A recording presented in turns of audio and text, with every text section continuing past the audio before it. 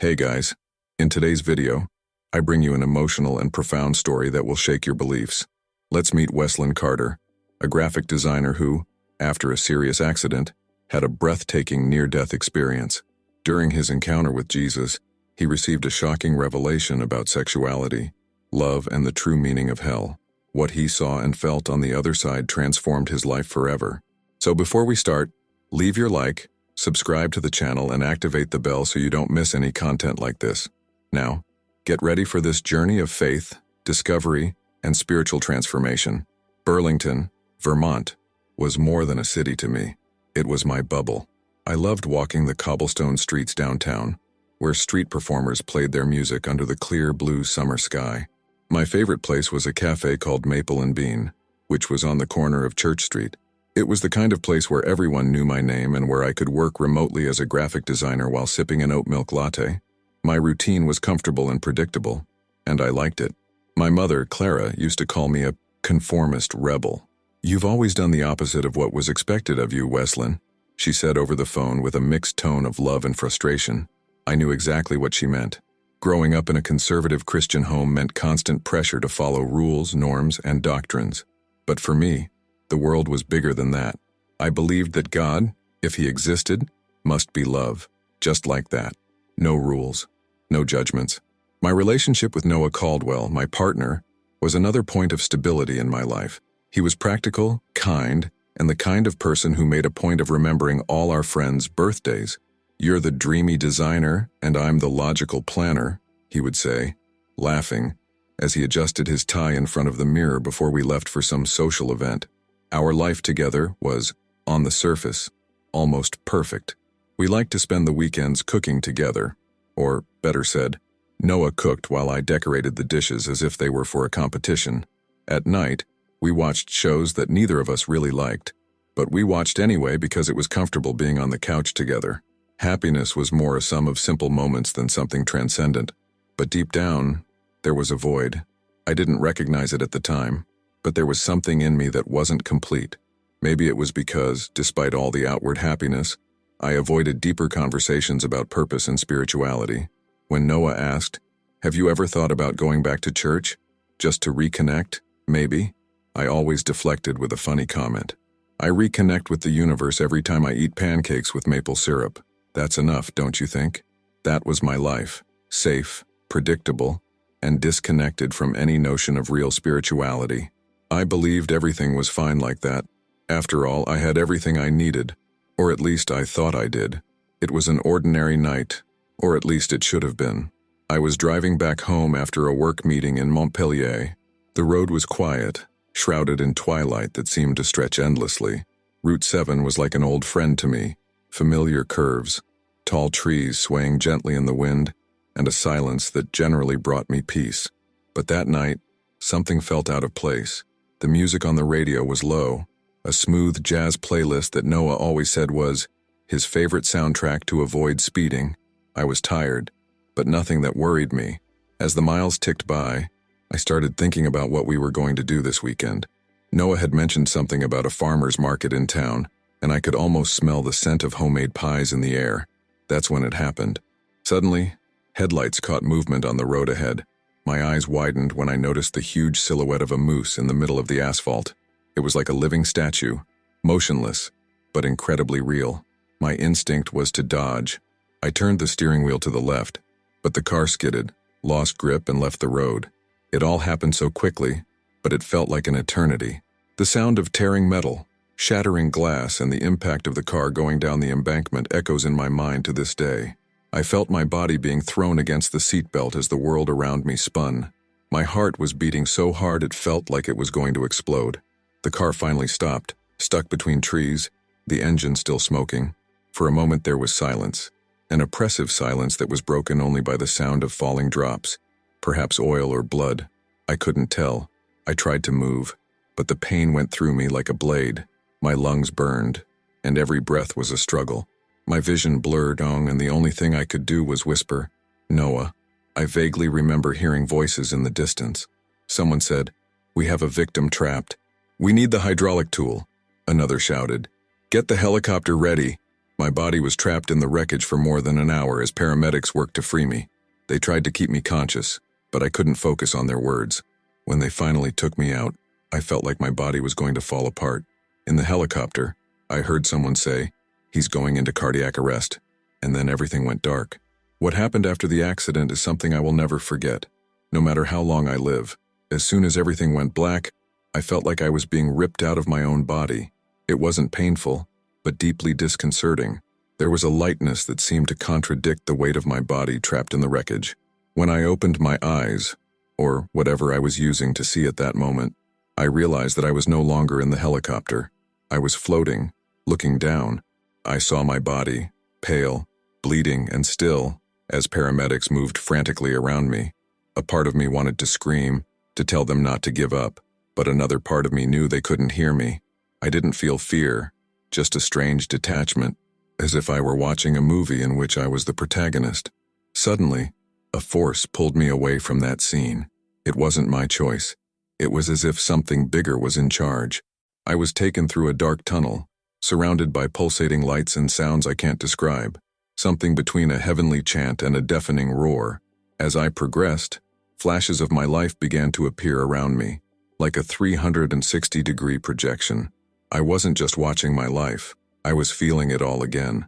Every word I had said, every action I had taken, every moment of indifference, selfishness, or kindness, it all came back, but amplified. When I revisited a fight with Noah, I felt the pain my sharp words had caused him. When I saw times when I ignored people who needed help, I felt the void left by my negligence. There were also moments of joy, laughter with friends, hugs with my mother, small kindnesses that I didn't remember but that had touched other people. But those moments were overshadowed by the weight of the selfish choices that had defined my life. At the end of the tunnel, there was a light so bright that it seemed impossible to look directly at it. However, I couldn't look away. And then, he appeared. It was Jesus Christ. I knew, instinctively, that it was him, even though it didn't look like the depictions I had seen in church. His presence was overwhelming, a mixture of infinite love and absolute judgment. I felt small, insignificant, like I was completely naked before him. He didn't speak with words, but with direct communication that reached my soul. His message was clear. I had strayed from the purpose for which I was created. My relationship with Noah, which I thought was an expression of love, was revealed to be something that was not aligned with divine plans. It wasn't my sexual orientation that he condemned, but the way I had used my life and my choices to turn away from God and ignore the truth. The scene changed, and he showed me visions of hell. It was not a place of flames and demons as I imagined, but a state of total separation from God, from love, from light. I saw souls trapped in darkness, screaming in despair and regret. It was impossible not to feel the weight of those choices, theirs and mine. "You have a choice," he communicated to me. "You can go back and live according to the truth, or you can continue on the path you have chosen." I knew that returning would mean facing immense challenges, but even in the face of all the fear, I chose to return. The moment I made my choice was both liberating and terrifying. Before Jesus, there was no way to lie, justify, or hide. His presence was like a perfect mirror, reflecting everything I was and everything I could be. Visions of hell still burned in my mind, but it wasn't just the lost souls that scared me. It was the realization that my life up to that point had contributed to this separation, both in myself and in others. He didn't pressure me. The choice was mine, free and conscious. His words, not spoken aloud but felt deeply in my soul, still echoed. You can either go back and live by the truth, or you can continue on the path you have chosen. I knew that returning meant change. I knew it would be painful, but something inside me, perhaps the divine spark that I had neglected for so long, begged me to try. "I want to go back," my soul said, even without words. In the next instant, everything began to change. The light that radiated from Jesus seemed to melt into me, as if it was filling me with strength for what was to come. The tunnel began to disappear, and I was pulled back, as if I were falling from an infinite height. It was an abrupt return, like being thrown back into a broken body. I woke up with a deep sigh, as if I was emerging from underwater after almost drowning. The hospital lights were blinding, and my vision was blurry. I could hear the sound of machines beeping and voices all around. "He's back! We have vital signs!" a voice exclaimed, filled with relief. My body was exhausted. Every muscle seemed to scream in protest. But there was something stronger in me now, a sense of purpose. My mother was by my side when I finally managed to focus my vision. Her face was wet with tears, and she squeezed my hand as if I might disappear again. "Weslin," she said, sobbing, "you are here." "Thank God." I tried to speak, but my throat was too dry. I just squeezed his hand in response, tears streaming down my face too. I was alive, but I knew that the person she had hoped to see again was not exactly who I was now. When Noah entered the room later, his expression was a mix of relief and concern. He leaned over me, kissed my forehead and whispered, "I thought I lost you." I wanted to tell him how true this was, but not in the way he thought. Something inside me had changed profoundly, and although I still loved him, I knew that our life together would never be the same. As I looked at him and my mother, I felt the weight of the decision I had made. Returning was just the first step. The journey before me would be incredibly difficult, and I would need all the strength I had received to face it. The nurse came in to adjust the machines around me, while my mom and Noah talked in hushed tones. I closed my eyes and murmured a prayer, the first genuine prayer I had said in years. "God, help me to live according to your truth. Whatever it is, I will do it." At that moment, I knew that the choice to return was not the end, but the beginning of something bigger. The days after my return were a blur of tests, surgeries, and intense pain. My body was broken, fractured ribs, punctured lung, bruises scattered like battle marks. But somewhere inside me, something deeper had healed. I was no longer the same. My mother, Clara, never left my side in the hospital. Between her murmurs of gratitude to God and her gentle caresses, she could tell something different was happening to me. "Weslin," she asked one afternoon, as she adjusted the blanket over me, "you seem so distant. Not distant like before, but different. What did you see?" I hesitated. How do you tell someone, even your own mother, that you saw Jesus and that your entire life has been reevaluated in a divine light? "I had an experience, Mother. Something that changed everything," I finally said, keeping my tone cautious. "But I'm still trying to understand what it means." Noah was there every day too, but there was tension between us. He tried to maintain the routine we had before, bringing books and snacks that I liked, talking about work and town gossip, but he felt the distance. "You're so quiet, Wes," he said one night, after spending hours reading a magazine while I stared at the ceiling. "You almost died. Of course it changed you, but what's going on? You can tell me." I wanted. My heart was divided. Noah was one of the most important people in my life, but the revelations I had couldn't be ignored. Finally, I took a deep breath and said, "Noah, something happened during the accident. I saw things. I saw Jesus." He stopped, his gaze fixed on me. "Jesus?" He looked confused, almost in disbelief. "You mean a vision or something?" "No," I replied, firmly, although my voice shook. "It was real. He was there. He showed me the truth about my life, about the choices I made and how I strayed from his purpose. And now, I can't continue living like before." Noah's expression changed. He pushed back his chair, crossed his arms, and looked at me as if I had just told him the sky was green. "So what does this mean? Are you saying that our relationship, that what we have is no longer valid for you?" The words hit me like a punch in the gut. I loved him, but I knew I couldn't lie about how I felt now. "Noah, I still love you, but what I experienced changed everything.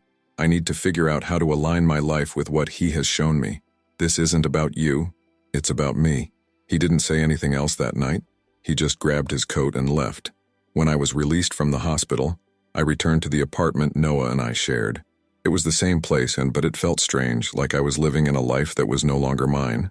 The photos of the two of us smiling, the memories of our travels, even the familiar smell, everything seemed to carry the weight of a life I was leaving behind. Over the next few days, Noah tried to talk, but our conversations always ended in tears or awkward silences, until finally, I made a decision. "Noah," I said, trying to keep my voice steady, "I need to go. I can't stay here and pretend nothing has changed. I need to find myself, understand what God wants from me now." He shook his head, tears in his eyes. "I always knew you were special, Wes, but I never thought I would lose you to something I can't see or understand." I left the apartment with a broken heart, but with a certainty I never had before. I knew the journey would be difficult, but I needed to start. Leaving the apartment Noah and I shared was like closing the door on an entire chapter of my life. Carrying only a suitcase and a mixture of regret and hope, I returned to my mother, Clara's house. She welcomed me with the kind of hug that only a mother can offer, a gesture that said, "I love you, even though I don't understand everything that's happening. You're safe now," she said as she placed a cup of hot tea in front of me. That's all that matters. Yet inside me, nothing felt safe. My newfound faith was a battlefield. I felt the urgency to align myself with God's plans, but I also wondered how I could transform my entire life into something that reflected this new truth. My mother suggested I look for a local church. "You need support, Wesleyan Grow," she said. "I know you have a lot to process, but you don't have to do it alone." That's how I met Pastor Elijah Vaughn. His church was in the center of town, a red brick building with colorful windows that seemed to tell stories of times gone by.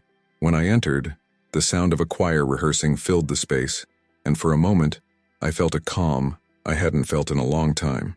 Elijah was a robust man with eyes that seemed to see beyond words. When we sat down to talk, he didn't try to rush me. He just listened as I told him about the accident, my near-death experience, and the choices that brought me there. "You have experienced something extraordinary, Wesleyan," he said after a long silence. "And God doesn't bring these experiences into our lives by chance. He is calling you to something greater.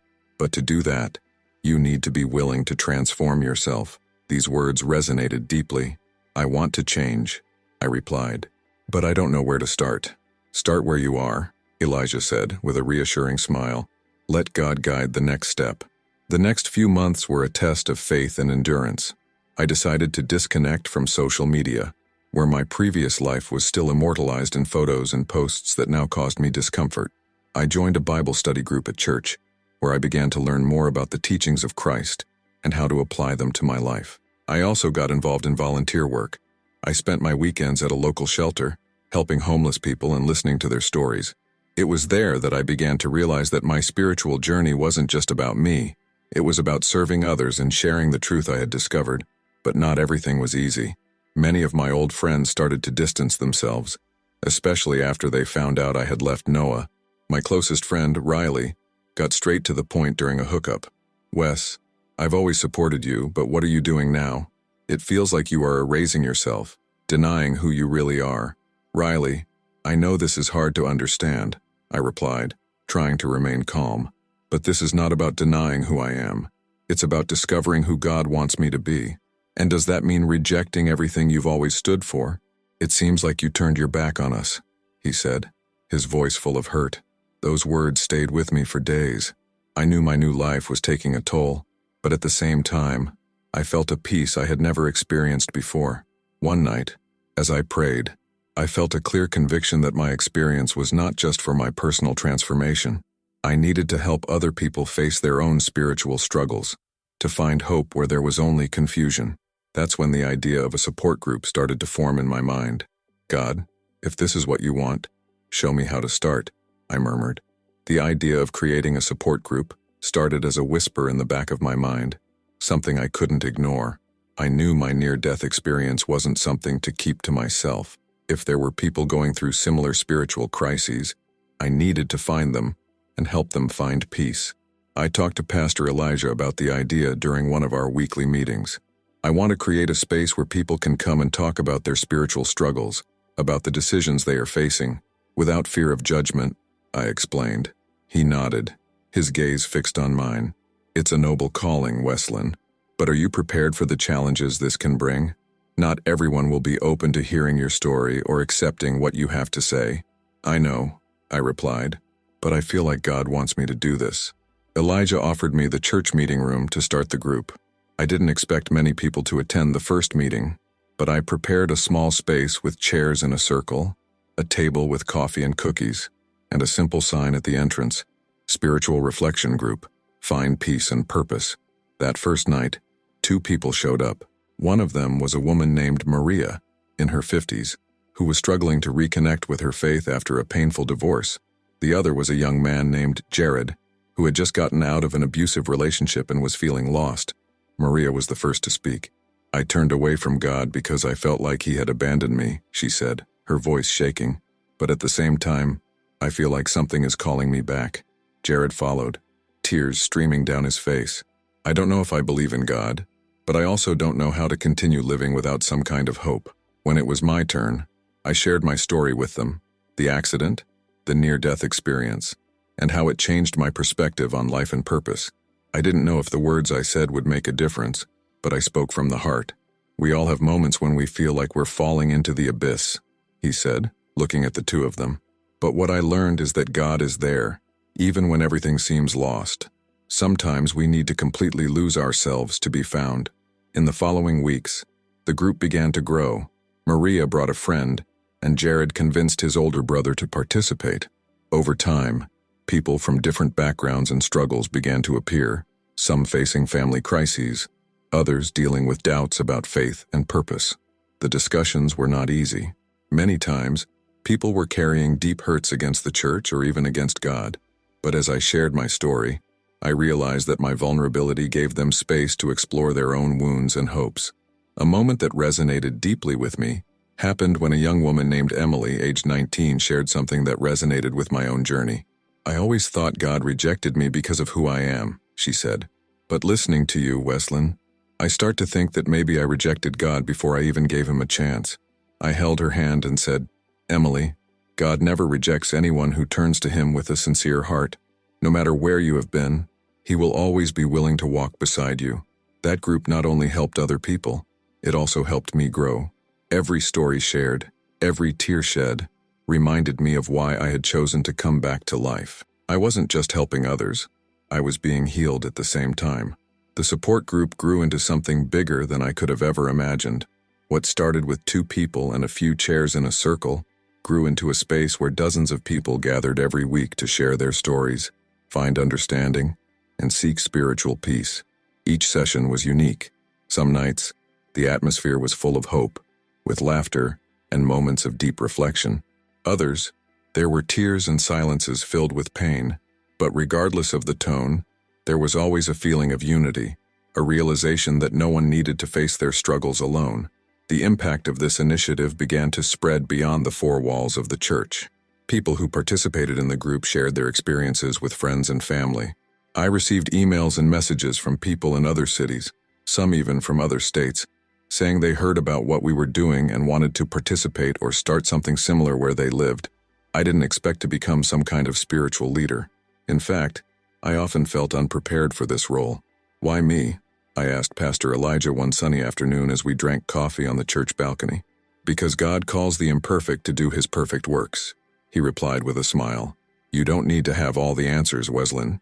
You just need to be willing to be a channel for his truth. These words stayed with me, especially in the most difficult moments. The criticisms came, and they came with force. Many of my former friends accused me of hypocrisy and betrayal. Riley, my closest friend, stopped responding to my messages after saying during an argument, "You've become a caricature of what you always hated, Wes. And the worst thing is that you don't realize. The pain of losing friendships was real, but something deeper sustained me. Each time someone in the group shared how their lives were changing, I saw God's purpose unfold.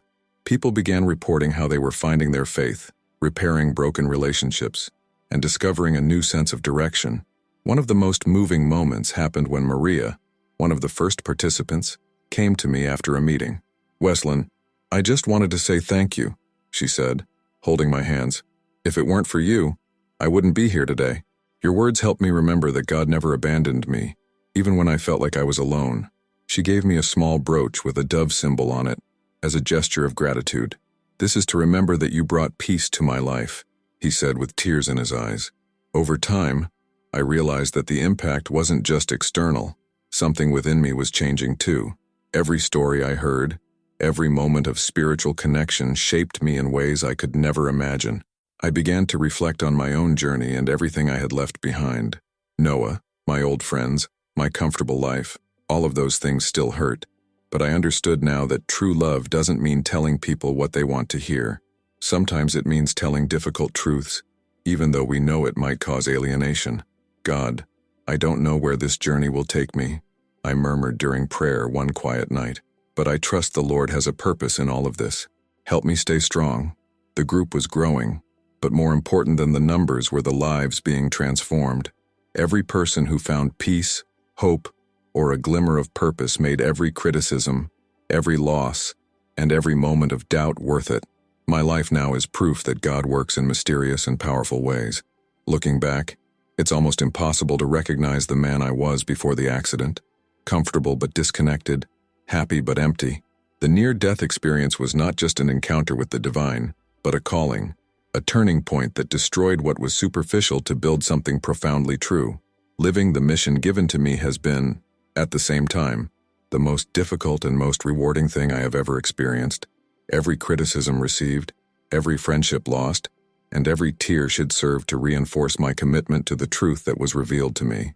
One night during a support group meeting, I watched the faces around me as each person shared their journey.